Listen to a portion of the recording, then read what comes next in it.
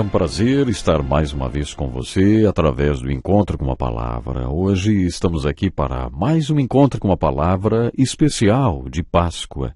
É uma alegria para mim contar com sua participação neste programa.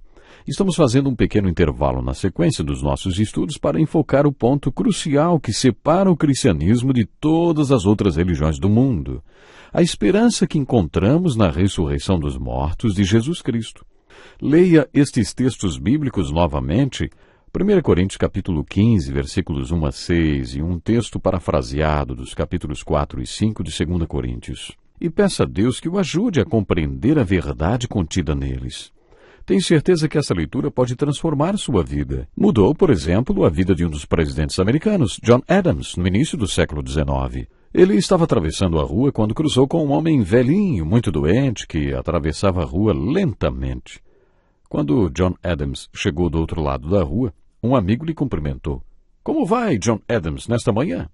E ele respondeu: "John Adams vai bem, mas a casa onde ele mora vai muito mal. Talvez até ele tenha que se mudar rapidamente. Mas John Adams vai muito bem. Obrigado." Temos aí embutido um conceito teológico. John Adams entendeu a verdade da ressurreição. Foi isso que Paulo ensinou ao falar sobre os valores eternos que constantemente Deus tenta nos dar no decorrer de nossas vidas. Nos capítulos 4 e 5 de 2 Coríntios, Paulo afirma que o eterno é mais valioso do que o temporal. Para muita gente, a vida é tudo e a eternidade é nada. Tem gente que acha que só se vive uma vez aqui na Terra e por isso é melhor aproveitar da melhor maneira possível. Pode ser que tudo se acabe por aqui mesmo, alguns dizem sempre isso, não é verdade? Por outro lado, alguns cristãos extremistas dizem: o que importa é a eternidade. Esta vida aqui não vale a pena. Ou não vale nada, muitos dizem. As Escrituras nos ensinam que a eternidade é tudo, e por isso esta vida é tudo também. A eternidade é o bem maior, e isso dá valor a esta vida. Sem a eternidade, esta vida temporal não teria significado nenhum. Seria uma piada sem graça. Estamos sempre nos preparando para alguma coisa, e se não há mais nada depois desta vida, conforme o apóstolo Paulo fala, de que serve tudo isso aqui? Ouça este trecho do capítulo 15 de Coríntios. Diz assim: se é somente para esta vida que temos esperança em Cristo, somos, de todos os homens, os mais dignos de compaixão. A Bíblia está sempre reafirmando a existência da vida eterna e o seu valor acima da vida temporal. Paulo também ensinou que o espiritual é mais valioso do que o físico. A existência humana está dividida em duas partes: a espiritual e a física. O capítulo 15 de 1 Coríntios e alguns versículos dos capítulos 4 e 5 de 2 Coríntios afirmam que a nossa parte espiritual é mais valiosa do que a nossa parte física. Permita-me parafrasear a descrição que a Bíblia faz da nossa parte física. Intitulei esse texto de um recipiente descartável. É isto que o nosso corpo é. Você sabe o que é um recipiente descartável?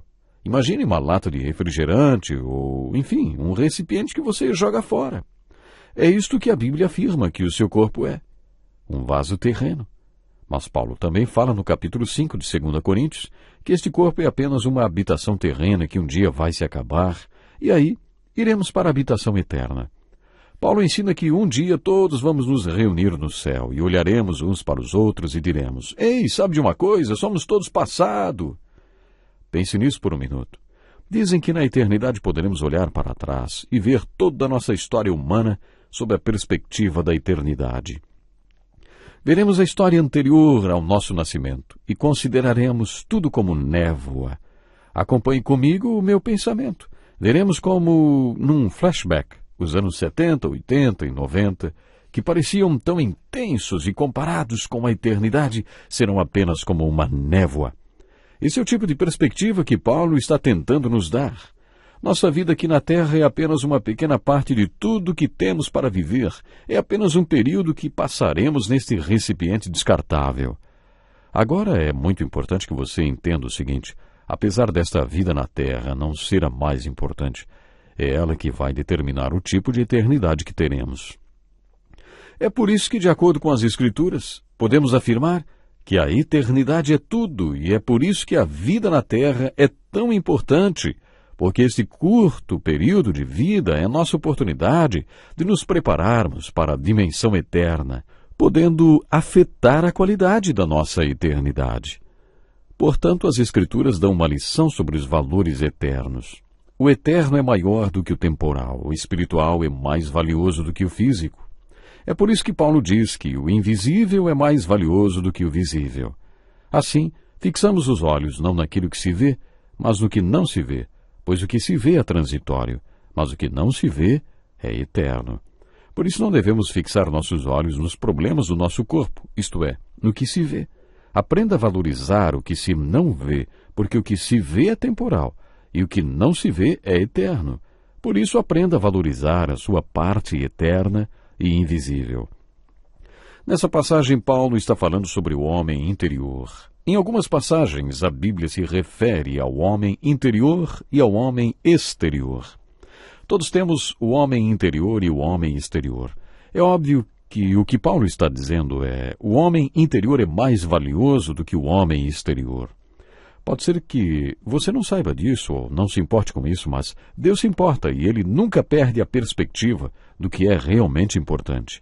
Paulo explica que é por isso que Deus permite todos os tipos de pressões sobre o homem exterior. Por isso não desanimamos. Embora exteriormente estejamos a desgastar-nos, interiormente estamos sendo renovados dia após dia, pois os nossos sofrimentos leves e momentâneos estão produzindo para nós uma glória eterna que pesa mais do que todos eles. Mesmo que nosso homem exterior fique perplexo com as coisas que nos acontecem, o homem interior não se desespera, não.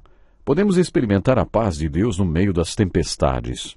Creio que o processo de aprendizagem consiste na passagem da ignorância inconsciente para a ignorância consciente.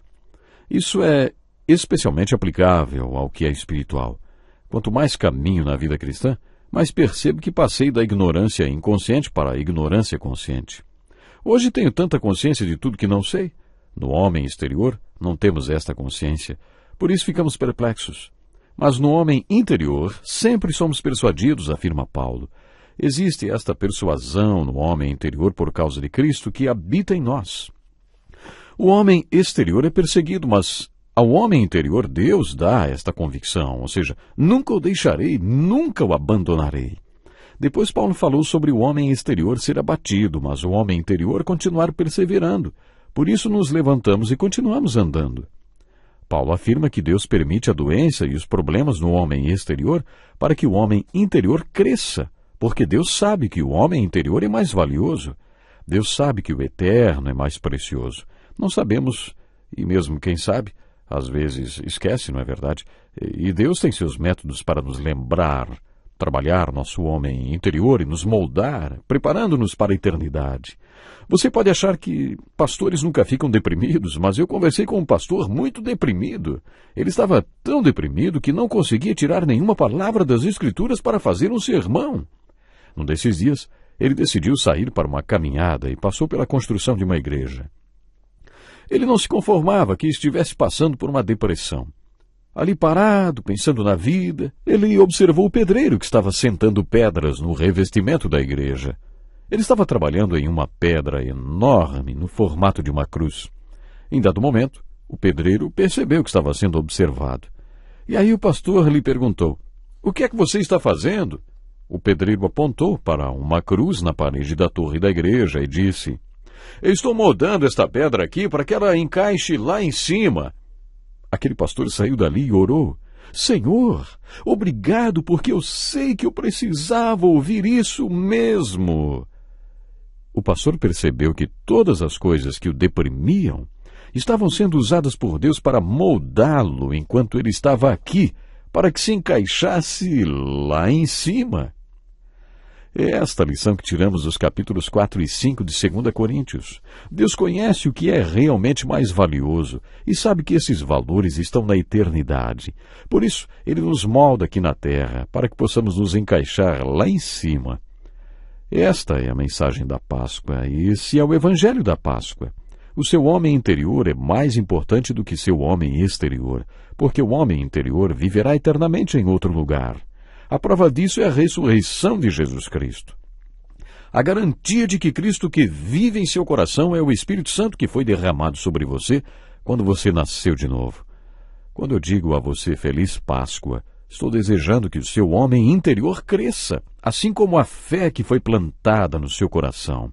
Que você realmente creia e compreenda o que significa dizer que Jesus Cristo morreu pelos nossos pecados, de acordo com as Escrituras, e ressuscitou dos mortos, de acordo com o que os profetas disseram que aconteceria. Talvez você já seja nosso ouvinte, mas ainda não conhece a alegria desta esperança de vida eterna com Deus. Talvez você tenha consciência que não tem a vida de Cristo nem o poder do seu Espírito em você.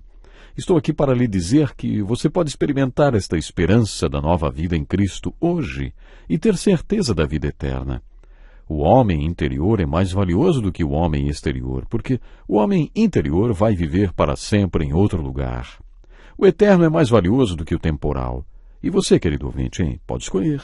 Onde você quer passar a eternidade? Com Deus vivendo eternamente em paz ou separado de Deus em morte e tormento eterno? Escolha a vida hoje. Faça comigo esta oração.